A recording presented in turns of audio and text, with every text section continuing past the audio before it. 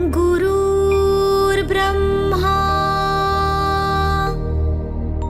गुरुर्विष्णु गुरुर्देवो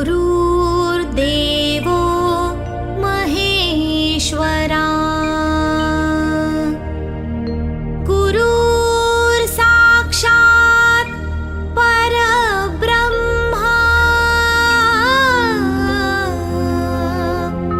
तस्मै श्री गुरुवे नमः। तस्मै श्री गुरुवे नमः। तस्मै श्री गुरुवे नमः।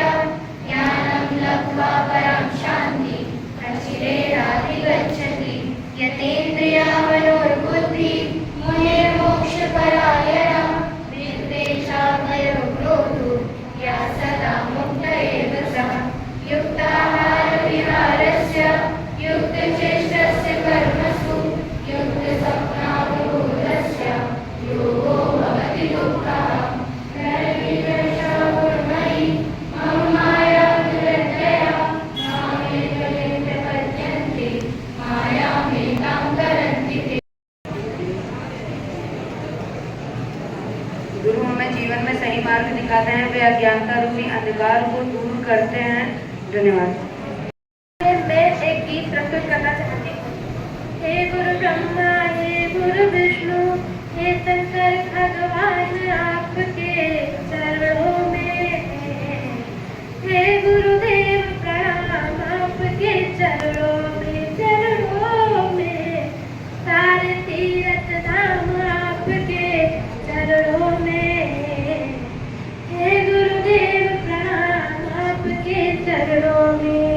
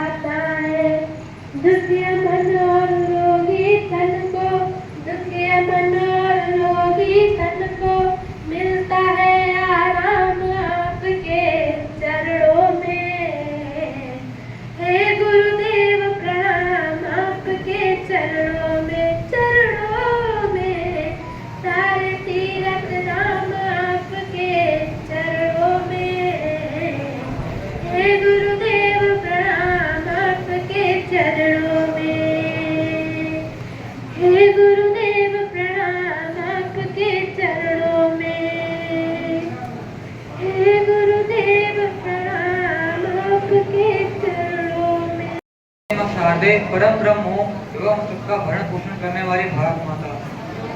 जैसा कि हम लोग जानते हैं कि आज हम गुरु पूर्णिमा के उपलक्ष्य में यहाँ उपस्थित हुए हैं। गुरुणा मार्गे मनशुद्धम चाकारे अनित्यम खंडेत सर्वम यत् किंचित आत्मना। अर्थात इस श्लोक में भगवान शिव मां पार्वती को ये बता रहे हैं कि गुरु वह होता है जो हमारे मन के विकारों का खंडन कर हमें सब पद की ओर लगाता है और परमात्मा का दर्शन करवाता है। हमारे वेदों और पुराणों में गुरु को स्वभाव के आधार पर 6 और स्थान के आधार पर 4 भागों में बांटा गया है।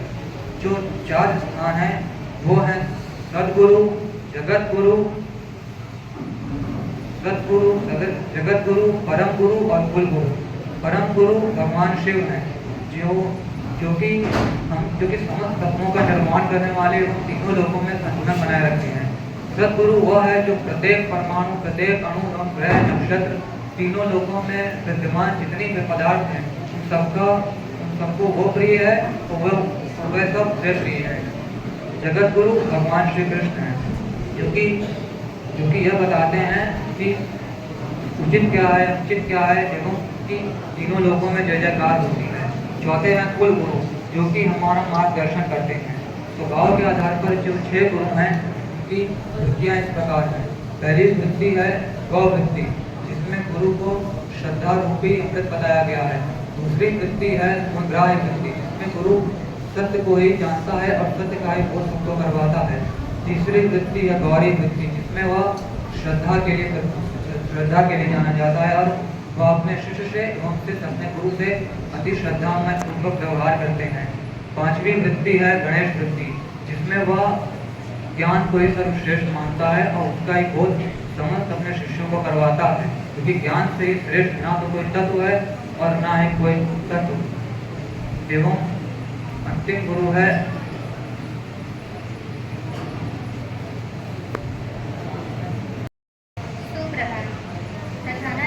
और मेरे सभी गुरुजनों को गुरु पूर्णिमा की हार्दिक शुभकामनाएं।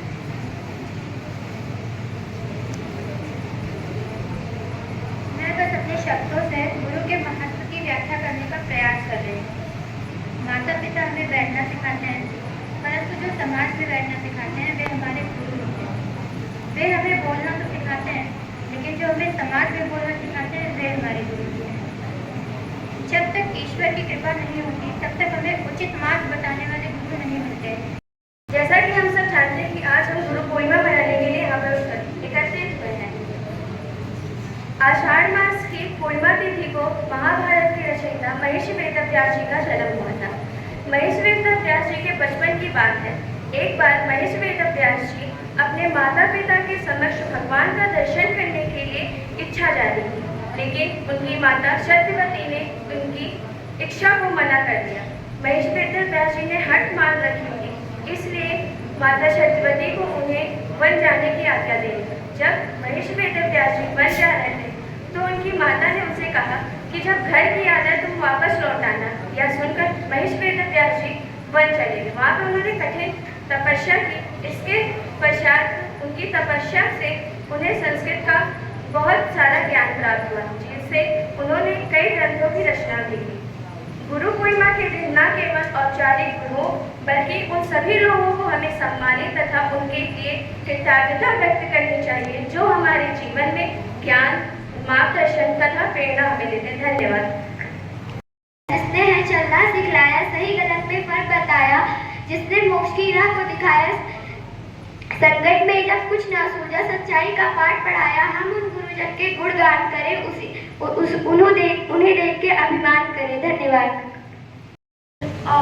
For teachers and Guru. It is also known as Vyas Purnima.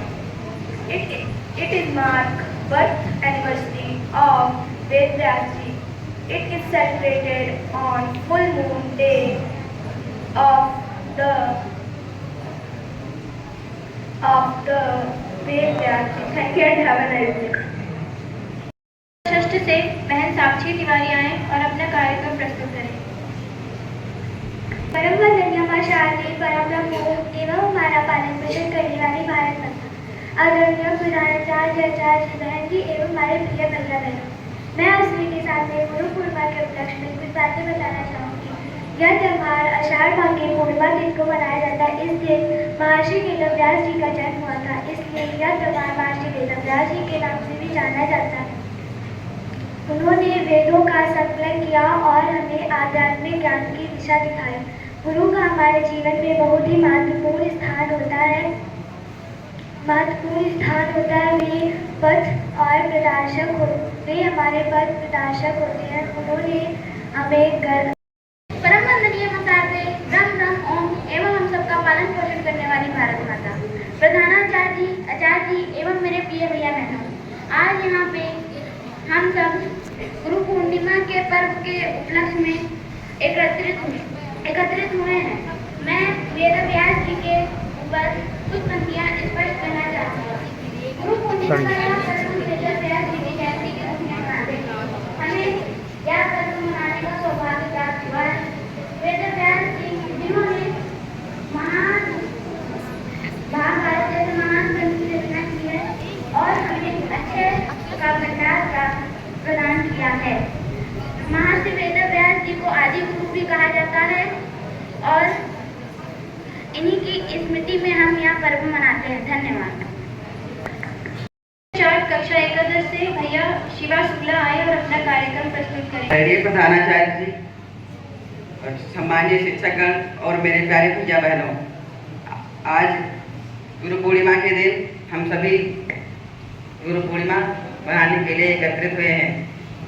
मेरा नाम शिवा शुक्ला है, मैं कक्षा 12 का छात्र हूँ। आज का दिन बहुत ही विशेष और पवित्र है क्योंकि आज के दिन महर्षि वेदव्यास जी का जन्म हुआ था।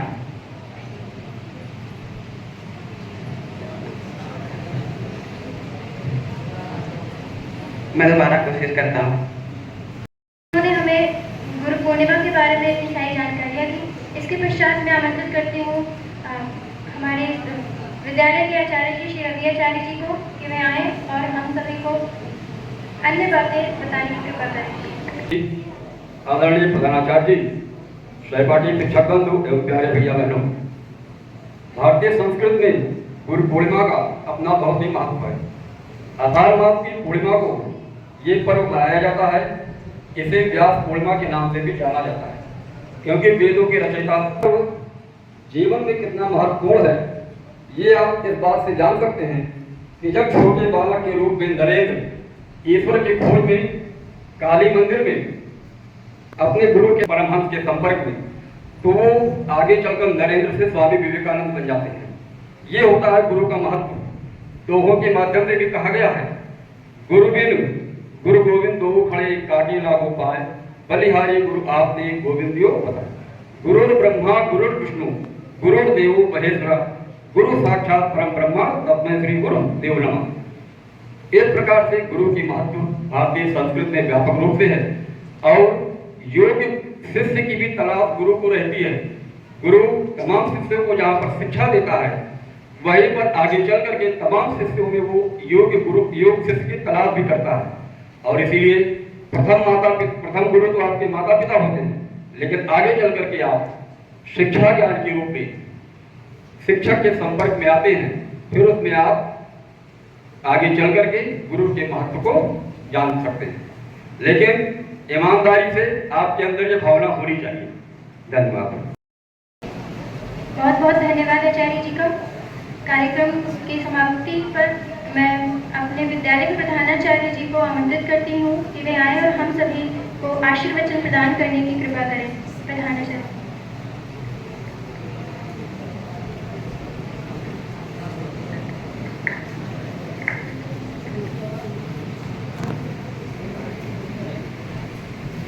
माँ शारदी, आचार्य बंधुओं, बहनें, प्रिय भैया बहनों, आज का दिन बहुत महत्वपूर्ण है। सनातन संस्कृति में और भारतीय संस्कृति में गुरु की महिमा व्यक्ति अपने अपने हिसाब से कहता है और मानता है। प्रत्यक्ष रूप से अगर इसका आपको दर्शन करना है तो आज के दिन अयोध्या धाम जाइए। अयोध्या धाम रेलवे स्टेशन पर जाइए, बस स्टेशन पर जाइए, आपको कुछ अलग सा दृश्य दिखाई देगा जिससे आप अनुभव करेंगे कि लोग अपने गुरु के प्रति कितने आस्थावान हैं। सर पर अनाज की गठरी बांध करके जो भी सामर्थ्य है उसको लेकर के अयोध्या में अपने गुरु के यहाँ जाते हैं। कल से कि आज नहीं, कल वो पहुंच गए होंगे। जिसके पास अपना साधन वो आज पहुंचेगा। पूरी अयोध्या आज आस्था के लिए भरी मिलेगी आपको। सबसे पहले वो अपने गुरु के यहाँ जाते हैं। हनुमानगढ़ी मंदिर या राम जन्मभूमि में दर्शन तो करते हैं, लेकिन सबसे पहले अपने गुरु जी के मठ में जाते हैं, अपना सामान रखते हैं, वहाँ उनकी सेवा करते हैं। जो भी बन पड़ता है सेवा, 1 दिन 2 दिन रुक करके, और फिर लौटते समय यथासंभव जो भी रहता है अपनी श्रद्धा समर्पण अर्पित करते हैं उनको। ये गुरु की परंपरा है, अनादिकाल से चली आ रही है, आज भी है। एक ही ऐसा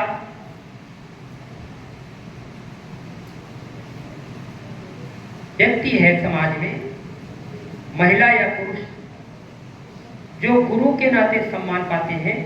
इतना सम्मान संसार में किसी भी व्यक्ति को नहीं मिलता है। क्यों?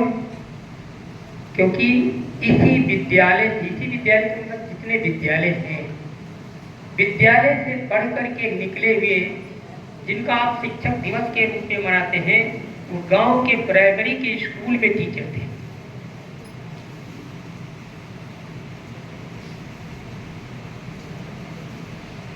दुनिया को दिशा देने वाले APJ अब्दुल कलाम, वो भी पहले शिक्षक ही थे। ऐसे ही कहने का भाव यह है कि शिक्षक गुरु जितना सम्मान का पद है, उतना इस संसार में कोई नहीं है। और इस चीज के लिए भगवान भी कहते हैं कि हम तक अगर पहुंचना है तो आप सीधे नहीं पहुंच सकते हो, बिना गुरु के मार्गदर्शन के आप हम पर हमारे साथ हमारी भक्ति नहीं पा सकते। अब कोई छोटा सा प्रेरक प्रसंग सुनाते हैं। ध्रुव का नाम सुना है आपने? उत्तानपाद के पुत्र थे ध्रुव, ठीक है ना? उनकी 2 माताएं सुरुचि और सुनीति। ध्रुव की माता का नाम सुनीति था। वो ईश्वर में विश्वास रखती। कथा के अनुसार किसी दिन ध्रुव अपने पिता की गोद में बैठे थे। उनकी जो विमाता थी, झिड़क करके उनको उनकी गोद से उतार दिया और यह करते हुए उतारा कि आपको फिर से जन्म लेना पड़ेगा और उसके लिए आपको भगवान की तपस्या करनी पड़ेगी, उनको प्राप्त करना पड़ेगा, उनका दर्शन प्राप्त करना पड़ेगा, तभी आप आकर के यहाँ पर बैठ पाओगे। और इतने नहीं कहा, मेरी कोख से जन्म लोगे तब जाकर के अपने पिता की गोद में बैठ पाओगे। वो छोटा सा नन्हा सा बालक यह बात आकर के दुखी मन से अपनी माँ को बताता है। माँ ने समझाया कि वो आपकी माँ है, कह दी होगी, ऐसी कोई बात नहीं है। लेकिन उसके मन में ये बैठ गया था, रात के अंधेरे में पूरा महल छोड़ करके वह बालक कहाँ चला गया? भगवान की प्राप्ति के लिए चला गया, भगवान का दर्शन करने के लिए चला गया। आज का विषय ये नहीं है, अब आगे से आपका विषय, आज का विषय शुरू होता है। जब वो जाता है तो माता लक्ष्मी कहती है कि इतना छोटा बालक, विष्णु जी से कहती है कि वो जा रहा है, रास्ते में हिंसक जानवर जंगलों में रहते हैं, उसको नुकसान कोई पहुंच जाए तो भगवान कहते हैं यही तो देखना है। फिर भगवान की प्रेरणा से ये उनके मन में आया, नारद जी को भेजा। क्यों भेजा? गुरु के रूप में नारद के पास भेजा।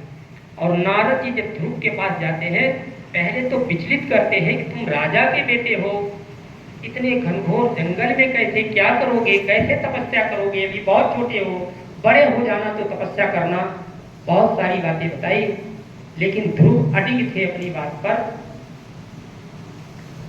उस समय जाकर के नारद ने उनको ज्ञान दिया, गुरु का कर्तव्य निभाया कि जाकर के वो बट वृक्ष है, उसके नीचे एक जगह बैठ करके आसन बनाइए और वहां पर जाकर के भगवान विष्णु का ध्यान करिए।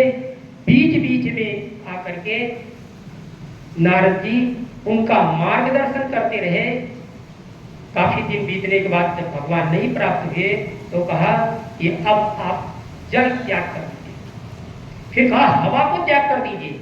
और जब हवा को त्याग दिया, मानी सांस लेना बंद कर दिया गुरु के कहने पर, तो पूरा भूमंडल डगमगा गया, चारों तरफ त्राही त्राही मच गई, प्रकृति से ऑक्सीजन खत्म होने लगी।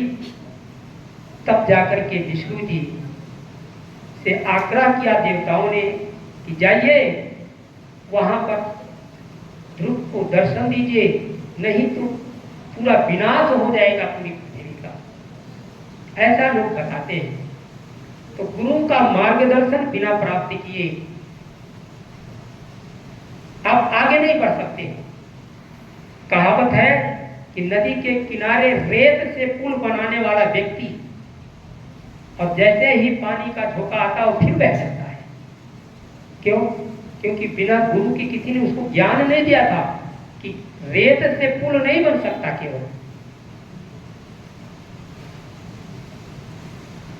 आपके मन में जो भी है, जैसा भी है, लेकिन यह बैठा लीजिए कि गुरु आपका विकार कभी पनपने नहीं देगा, उसको दूर करेगा, चाहे जैसे दूर करे। आपको अच्छा लगे या बुरा लगे, यदि आप अच्छे विद्यार्थी हैं, शिष्य हैं, तो उसको बुरा नहीं मानेंगे।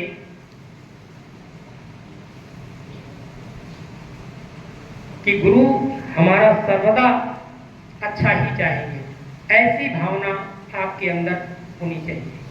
और आज का दिन ये संकल्प लेना चाहिए कि हम अपने गुरु के मार्गदर्शन में प्रतिदिन अच्छा काम करेंगे, अच्छा बनेंगे, आगे बढ़ेंगे, नेक बनेंगे। इस भावना के साथ आज आप सभी भैया बहनों को गुरु पूर्णिमा की हार्दिक शुभकामनाएं।